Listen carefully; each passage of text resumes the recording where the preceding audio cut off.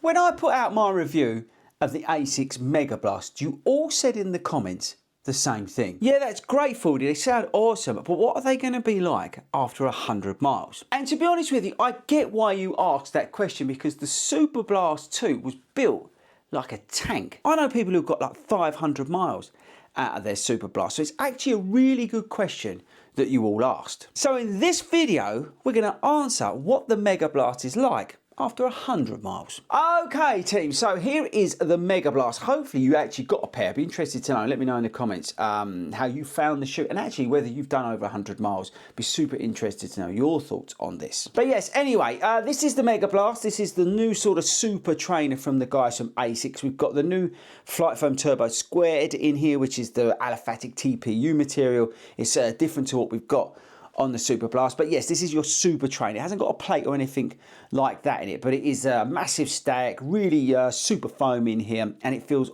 awesome over those longer miles. Now I reckon I've got about 50, 60 miles, something like that, maybe more, in my MEGABLAST, but my friend Simon has already got close to 100 miles in his. Now, if you've seen any of the videos we've done on the MEGABLAST, I have referenced Simon in those videos, because the MEGABLAST for me is that shoe that does like basically what 2 or 3 shoes would do in your marathon training rotation. And Simon is that person who buys one shoe and he does all his running in it. He has had pairs of Superblasts that have gone like 500 miles. So he actually went out and bought the MEGABLAST to replace a pair of Superblast 2s that basically come to the end of their life. So he is the best person to give you an honest feedback on what the MEGABLAST has been like, also versus the Superblast, but what it's been like in terms of durability, because I think that's the key point here. And again, I get the comments that you were all making in the video. What's it like after 100 miles? Is it holding up? Is it, you know, falling to bits and all that kind of stuff? What's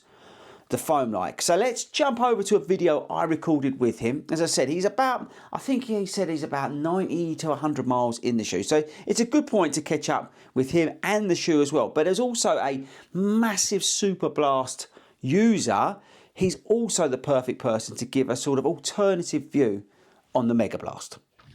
Okay team, so size here, we're just doing a cheeky little run. When I say little, 10 miles, but we're out here again smashing it out.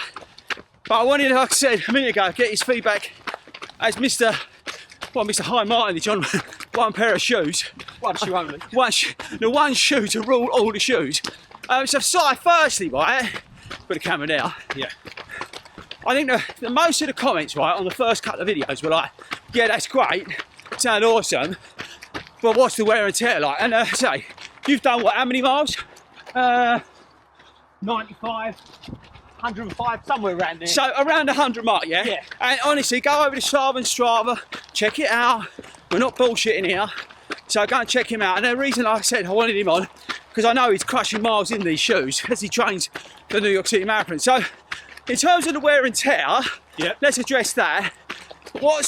I mean, we compared them, by the way, before we did this video, in the car park, before we went out, and they're almost identical. Yours are a little bit more mangled, I would say, underneath, but you run a lot more on this sort of stuff compared to me. A bit more gravelly. It's yeah. Not, also, as well, it's only in the midsole where you would kind of expect it for a shoe that's done 100 miles. Yeah, it ain't not chewed up. What's the rubber like? Because on mine, I've run them a few times when it's been wet. Yeah. After doing a good bit of mileage in them. Yeah. And I'm not slipping. I mean, there's still good grip in there, and you can still see the tread. Yeah. What's your upper like? Is that sort of giving a bit? Because mine was a little bit tight, I would say, on the left. But to be honest with you now, I'm honest, mine have. Yeah, they were fine. Do you know what I mean? I haven't had to struggle with that, but they're not got baggy. No, okay. So if mine are fine. If yours have stretched for you, a small, yeah, like I just noticed it on my outside left. I've done I think it was a 21 miler in them, and they were just a little bit. But since then, they'll be fine. No, mine have been fine, to be honest. Yeah, we're good out the box, really. Well, this is the thing, as I say, for somebody who's prolifically running Superblast as your only shoe when you're marathon training, yeah, how would you compare them, really? Well, I've got these, wore them, and kind of retired the Superblast 2 because they were ruined. Yeah. How many miles do you reckon you had in them? I had 3 pairs which were on rotation. All 3 are well over 500. Jesus Christ. But they are wrecked. Yeah. They are wrecked. But no, these have been fine. To be honest, got them out the box, put them on. The big thing I'd say is they're more like when you get the Superblast. Yeah. For the first 50, 60 miles, you think, oh, this is a bit hard. Yeah. And then suddenly it just goes. It breaks in. Okay. These were like that out of the box. Just good. Would you say the foam has sort of lost any of its sort of bounce back ability? Because this is the thing, right? Oh, over the period of the they moved to an ATPU foam, right, which is meant to be more resilient, higher bounce back, all that sort of stuff, right? And that's one of the things I think that I was more concerned about. Now, I've not felt that, but I know in some of these super trainers, the foams tend to bottom out because people are using the foams, like racing foams, on high mileage. Oh, by the way, we'll carry on this in just 2 seconds. We're going across the motorway, you won't hear us. Right across the A10. No, I would say, look, definitely out of the box, they were considerably more springy, when I first got them compared to the Superblast. And has it broken down at all? Has it lost any of that? Running in them now, not really, if I'm honest. No, they still feel, it may be a little bit, but nothing that I'm even really thinking, oh, I need another new pair already. Yeah, I mean, you've only done 100. Do you reckon you'll get same distance out of them like you did with the Superblast? I can't see really why not. No, because there's no fall off at the moment. no. Oh, it's a car. Yeah, I think if anything, it'll just be that these are going to run through the winter, these ones. Yeah. Really, so they might take a bit more of a battering in the weather and stuff, but yeah, they're not really. I mean, you thought about wearing them in a race, didn't you? Oh, I could easily wear them in a race. Yeah. Easy. So some of the winter stuff we got coming up. Oh, easy. Yeah. Look, not being funny, that Fulham 10K, if I wouldn't be going with it, because I think that's very close for me just after New York. Yeah, you could wear them. It literally might be like the week after, so I think it is. My week's legs will be ruined. So might be sticking on the megas. I'll be sticking these on. I won't be putting on like Pro Fords. Oh, Jesus Christ. Yeah, no, and again, that's a compliment to the shoe, right? No, exactly. The fact that you can take it into a race, but it'll look after you. Oh, yeah, you could easily. Oh, I'm not being funny. If you was doing it's all relative to people. Yeah. But like, if I was running a slow half, yeah, I'd be putting these on. Yeah, okay, all right. I wouldn't be putting anything else on. No. So I think that's it. I think in terms of Simon and so I referenced him, I said it in 2 videos already about his obsessive use of the Superblast. Well, to put it this way, one thing, not sure if I'd go back to the Superblast. Really? Well, yeah, don't get your Superblast 3 coming. That's what I'd buy. That's gonna muck you up, isn't it? I'd probably buy it just for the sake of buying it, but I wouldn't buy another pair of 2s now. Nah. There's no point. You might as well get these, mightn't you? And if these were wrecked before they have ones, I'd just get another pair of these, because I'm honest, there's a fiver in the price of the same thing. Yeah, exactly. Once you get the discount, it's... Yeah, that's true, brother, that's true. It's no different, is it? No, that's true. They are what they are in cost. All I know is he's sped up, right, in his Mega Blast. We're meant to be doing a nice easy run. Sorry. We're down at like, coming up to 8-minute miles now. This is Mega Blast, people. It's because they've got so much life left in them. I wonder if I'd like Sonic Blast. No, too firm. I don't think I would. No, too firm. And why deviate from having one shoe? To be honest, honestly, I'm not going to buy another thing. So there you Waste go. of money. So in fairness, right, he's giving it, what would you rate then? I'll tell you what, because we'll have a rating. What would you rate the Mega Blast's performance out of 10 if somebody's done 100 miles in them? Oh, I'd give them a very strong 9. Okay, that's good. Don't forget he marks everything down.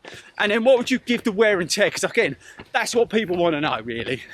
They're a good 8, do you know what I mean? Yeah. They're not a bad shoe. Nah. There's nothing I'm thinking, oh, this is awful. Nah, and then the wear and tear, absolutely fine. Superblast 1 was a bad wearing shoe. Was it? Do you remember with the gaps in the middle? Oh shit, yeah. If you go from what we had there all the way through, Yeah, that's a good point. They did, didn't they? they were awful. Yeah, relative. Relative. The 2 was blinding. 2 was good, and this is as good or better than the 2. It's just, there's no, them 2 are on par easy, do you know? So 8 out of 10 for wear and tear? Yeah. Yeah, okay. All right, well, there you go, people. Right, back to the studio and we'll wrap this up. Okay, so there we go. There's his thoughts. But I thought it would also be worth just having a quick look at mine in terms of how they're sort of holding up. So let's sort of get, hopefully, the cameras. Now, here's the outsole, which I think is obviously the good place to start. But if you look at that, the foam's absolutely fine. We've got this weird yellow colour, which Simon's has as well. But actually, to be fair to it, look, it looks absolutely pristine in terms of the grip and things like that, which you'd expect. And again, I'm not running on sweet tarmac in this shoe, yeah? I'm running, like with Si, I'm running along like some of those gravelly sections and things like that. Yeah, I do a fair amount of mileage in London, but on the weekends, I'm not doing mileage on those sweet pieces of tarmac. But yeah, the upper's fine. Laces are brilliant on this thing, and no problems around the heel, no problems like around the laces or the tongue or anything like that. The uppers, all right, all those sort of stuff is absolutely fine. I say the thing with the wear and tear on the bottom, it's absolutely, well, fine. The only thing I sort of noticed is this sort of gathering here in the upper. I think this is an improvement they can make on the next shoe, is to improve the upper. I think that's the one thing that Megablast 2 needs. But other than that, I've got no complaints, and the foam actually has got better with the more time I'm giving it. It's actually, even Si said it, he said it off camera actually.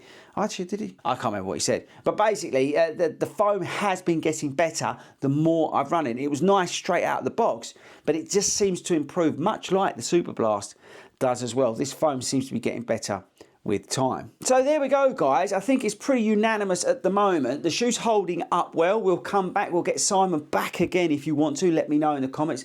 Do you want a 200 mile review, 250 from him? Because he will rack up the miles pretty quick. He's training for the New York City Marathon. So let us know when you want us to next report back on the Megablast, and we will. But for now, this is not hype, people. I appreciate how much money it is, and like I said in the other videos I've done on the shoe, yeah, I think if you just buy one shoe, you buy the Megablast.